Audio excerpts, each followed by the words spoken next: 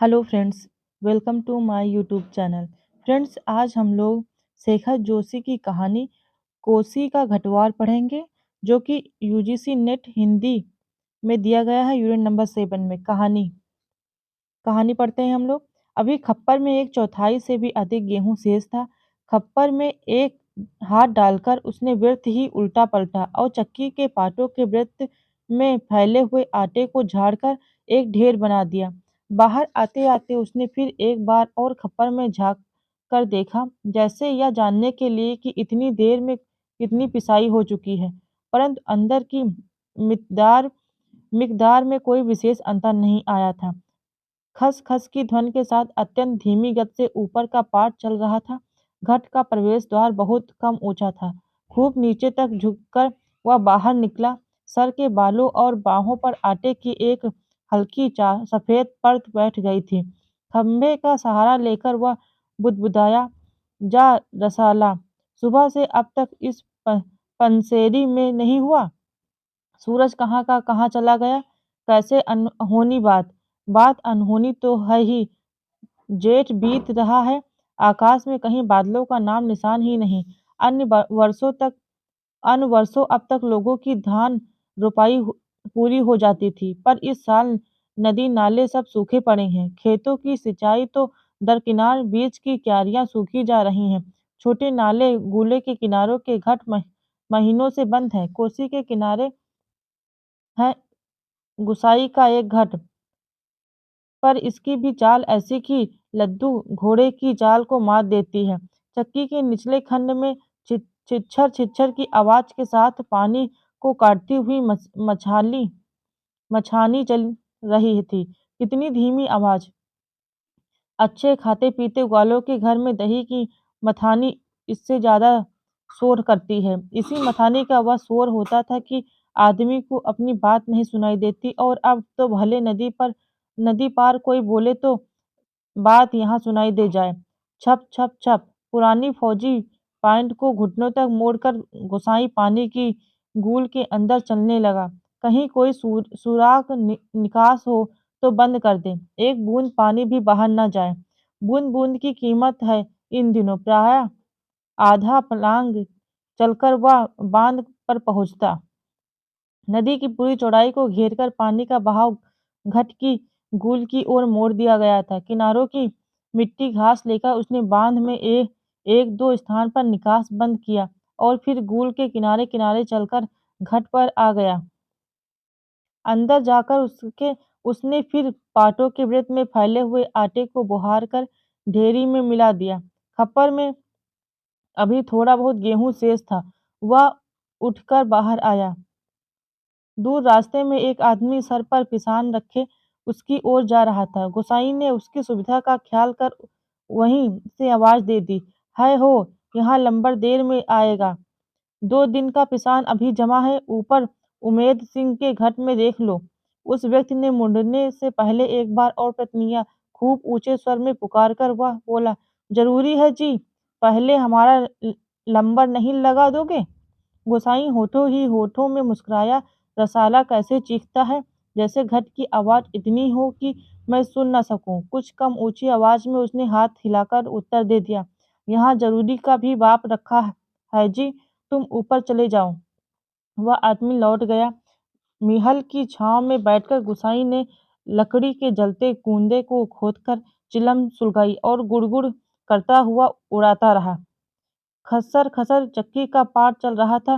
Kit kit kit kit खप्पर से दाने गिराने वाली चिड़िया पाट पर टकरा रही थी।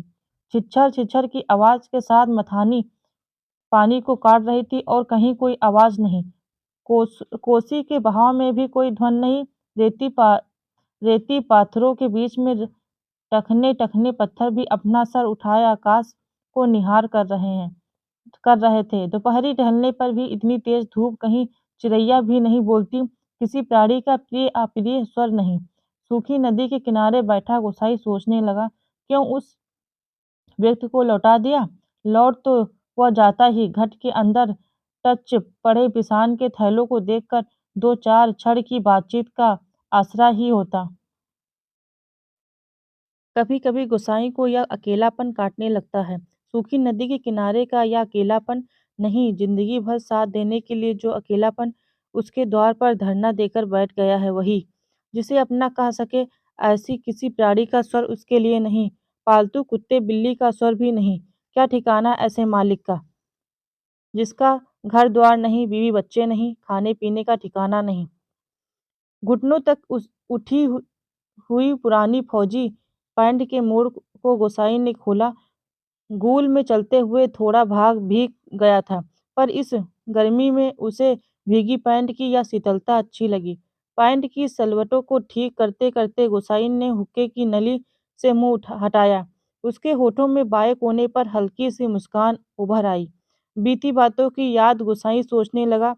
इसी पैंट की बदौलत यह अकेलापन उसे मिला है। नहीं, नहीं, याद करने को मन नहीं करता। पुरानी, बहुत पुरानी बातें वह भूल गया है। वह पर हवलदार साहब की पैंट की बात उसे नहीं भूलती। ऐसे ही फौजी पैंट पहनकर हवलदार धर्म सिंह आया था। लॉन्ड्री की धुली नोकदार क्रीच वाली पैंट। किसी वैसे ही पैंट पहनने की महत्वाकांक्षा लेकर गोसाई फौज में गया था, पर फौज से लौटा तो पैंट के साथ साथ जिंदगी का अकेलापन भी उसके साथ आ गया। पैंट के साथ और भी कितनी स्मृतियां संबंध हैं। उस बार की छुट्टियों की बात, कौन महीना, हाँ बैसाख ही था। सर पर क्रास खुखरी के क्रेस्ट वाली काली किस्तीनुमा टोपी को तिरछा रखकर फौजी वर्दी पर पहली बार एनुअल लीव पर आ गया तो चीड़ वन की आग की तरह खबर इधर उधर फैल गई थी। बच्चे बूढ़े सभी उससे मिलने आए थे। चाचा का गोद एकदम भर गया था। ठसाठस बिस्तर की नई एकदम साफ जगमल लाल नीली धरियों वाली दरी आंगन में बिछानी पड़ी थी। लोगों को बिठाने के लिए खूब याद है, आंगन का गोबर दरी में लग गया था। बच्चे बूढ़े सभी आए थे। सिर्फ चना गुड़ या हल्द्वानी के तम्बाकू का लोभ ही नहीं था, कल के शर्मीले गोसाई को इस नए रूप में देखने का कौतूहल भी था। पर गोसाई की आंखें उस भीड़ में जिसे खोज रही थी, वह वहां नहीं थी। नाला नाला पार के अपने गांव से भैंस के कटिया को खोजने के बहाने दूसरे दिन लक्ष्मा आई थी, पर गोसाई उस दिन उससे मिल ना सका। गांव के छोकरे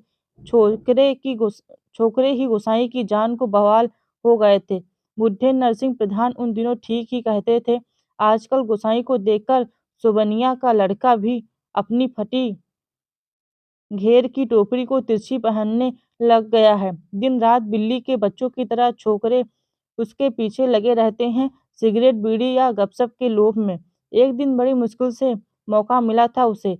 लक्ष्मा को पात पतेल के लिए जंगल जाते देखकर वह छोकरों से का, का, कांगड़ के शिकार का बहाना बनाकर अकेले जंगल को चल दिया था।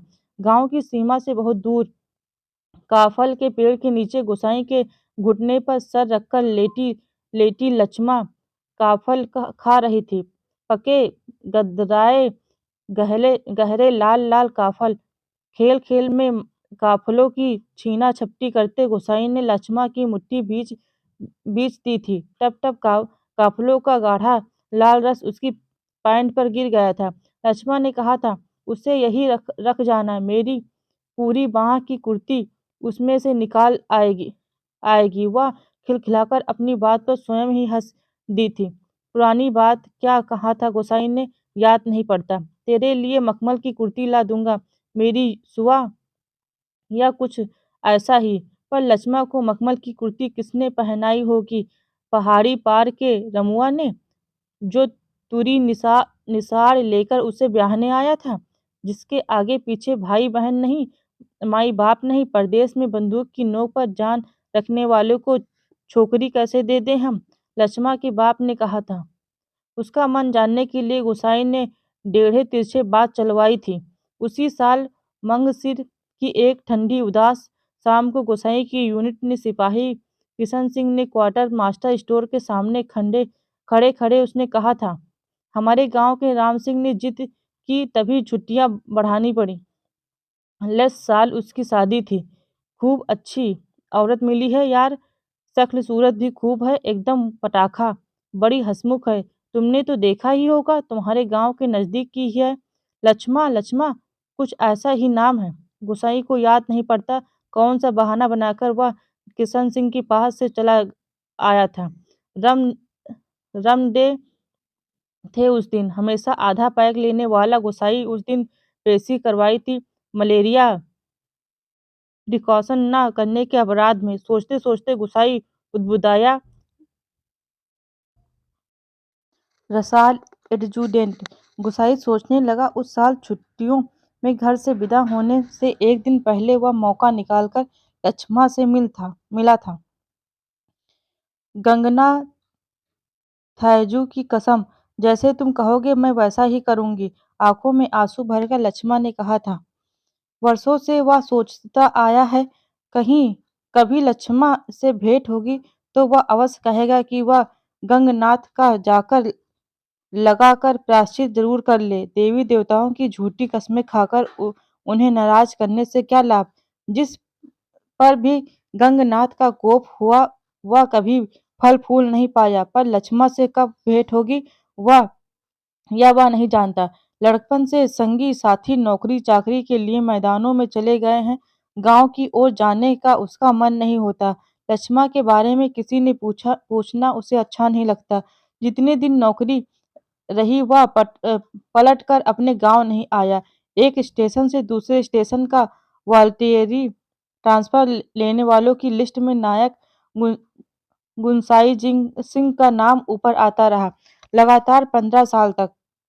पिछले बैसाख में ही वह गांव लौटा। 15 साल बाद रिजर्व में आने पर काले बालों को लेकर आया था। खि- खिचड़ी बाल लेकर लौटा। लक्ष्मा का हठ उसे अकेला बना गया। आज इस अकेलेपन में कोई होता जिसे गोसाई अपनी जिंदगी की किताब पढ़कर सुनाता। शब्द शब्द अक्षर अक्षर कितना देखा, कितना सुना और कितना अनुभव किया उसने। पर नदी किनारे या तपती रेत पंचक्की की खटर पटर और मिघल की छाया में ठंडी चिलम को निष्प्रयोजन गुड़गुड़ाता गोसाई, और चारों ओर अन्य कोई नहीं, एकदम निर्जन निस्तब्ध सुनसान। एकाएक गोसाई का ध्यान टूटा। सामने पहाड़ी के बीच की पगडंडी से सर पर बोझा लिए एक नारी आकृत उसी ओर चली आ रही थी। गोसाई ने सोचा वहीं से आवाज देकर उसे लौटा दे। कोसी से निकलने कोसी ने चिकने काई लगे पत्थरों पर कठिनाई से चलकर उसे कहा, वहां तक आकर केवल निराश लौट जाने को क्यों वह बाध्य करे। दूर से चिल्ला चिल्लाकर पिसान स्वीकार करवाने की लोगों की आदत से वह तंग आ चुका था। इस कारण आवाज देने से उसका मन नहीं हुआ। वह आकृत अब तक पगडंडी छोड़कर नदी के मार्ग में पहुंची थी। चक्की की बदलती आवाज को पहचानकर गोसाई घट के अंदर चला गया। खप्पर का अनाज समाप्त हो चुका था। खप्पर में एक कम अन्न वाले थैले को उलटकर उसने अन्न का निकास रोकने के लिए काठ की चिड़ियों को उल्टा कर दिया। किट किट का स्वर बंद हो गया। वह जल्दी जल्दी आटे को थैले में भरने लगा। घट के अंदर मथानी की झिझर-झिझर की आवाज भी अपेक्षाकृत कम सुनाई दे रही थी। केवल चक्की ऊपर वाले पाट की घिसटती हुई खरखराहट का हल्का धीमा संगीत चल रहा था। तभी गोसाई ने सुना अपनी पीठ के पीछे घट के द्वार पर इस संगीत से भी मधुर एक नारी का कड़स्वर, कब बारी आएगी जी, रात की रोटी के लिए भी घर में आटा नहीं है। सर पर पिसान रखे एक स्त्री उससे यह पूछ रही थी। गोसाई को उसका स्वर परिचित सा लगा। चौंक कर उसने पीछे मुड़कर देखा। कपड़े में पिसान ढीला बंधा होने के कारण बोझ का एक सिरा उसके मुंह के आगे आ गया था। गोसाई उसे ठीक से नहीं देख पाया, लेकिन तब भी उसका मन जैसे आशंकित हो उठा। अपनी शंका का समाधान करने के लिए वह बाहर आने को मुड़ा, लेकिन तभी फिर अंदर जाकर पिसान के थैलों को इधर उधर रखने लगा। काठ की चिड़िया किटकिट बोल रही थी और उसी गति के साथ गोसाई को अपने हृदय की धड़कन का आभास हो रहा था। घट के छोटे कमरे में चारों ओर पिसे हुए अन्न का चूर फैल रहा था, जो अब तक गोसाई के पूरे शरीर पर छा गया था। इस कृत्रिम सफेदी के कारण वह वृद्ध सा दिखाई दे रहा था। स्त्री ने उसे नहीं पहचाना। उसने दोबारा वे ही शब्द दोहराए। वह अब भी तेज धूप में बोझा सर पर रखे हुए गोसाई का उत्तर पाने को आतुर थी। शायद नकारात्मक उत्तर मिलने पर वह उल्टे पांव लौटकर किसी अन्य चक्की का सहारा लेती। दूसरी बार के प्रश्न को गोसाई ना टाल पाया, उत्तर देना ही पड़ा। यह पहले ही ढीला लगा है, देर तो होगी ही, उसने दबे-दबे स्वर में कह दिया। स्त्री ने किसी प्रकार की अनुनय विनय नहीं की। शाम के आटे का प्रबंध करने के लिए वह दूसरी चक्की का सहारा लेने को लौट पड़ी। गुसाईन झुककर घर से बाहर निकला। मुड़ते समय स्त्री की एक झलक देखकर उसका संदेह विश्वास में बदल गया था। हताश सा वह कुछ क्षणों तक उसे जाते हुए देखता रहा और फिर अपने हाथों तक सिर पर गिरे हुए आटे को झाड़कर 1-2 कदम आगे बढ़ा। उसने अंदर की किसी अज्ञात शक्ति ने जैसे उसे वापस जाती हुई उस स्त्री को बुलाने को बाध्य कर दिया। आवाज देकर उसे बुला लेने को उसने मुंह खोला, परंतु आवाज न दे सका। एक झिझक, एक असमर्थता थी जो उसका मुंह बंद कर रही थी। वह स्त्री नदी तक पहुंच चुकी थी। गुसाई के अंदर में तीव्र उथल-पुथल मच गई। इस बार आवे इस बार आवेग इतना तीव्र था कि वह स्वयं को नहीं रोक पाया। लड़खड़ाती आवाज में उसने पुकारा, लक्ष्मा। घबराहट के कारण वह पूरे जोर से आवाज नहीं दे पाया था। स्त्री ने यह आवाज नहीं सुनी। इस बार गुसाई ने स्वस्थ होकर पुनः पुकारा, लक्ष्मा। लक्ष्मा ने पीछे मुड़कर देखा। मायके में उसे सभी इसी नाम से पुकारते थे। यह संबोधन उसके लिए स्वाभाविक था, परंतु उसे शंका शायद यह थी कि चक्की वाला एक बार पिसान स्वीकार न करने पर भी दोबारा उसे बुला रहा है, या उसे केवल भ्रम हुआ है। उसने वहीं से पूछा, मुझे पुकार रहे हो जी? गुसाई ने संयत स्वर में कहा, हाँ, ले आ, हो जाएगा। लक्ष्मा क्षण भर रुकी और फिर घट की ओर लौट आई।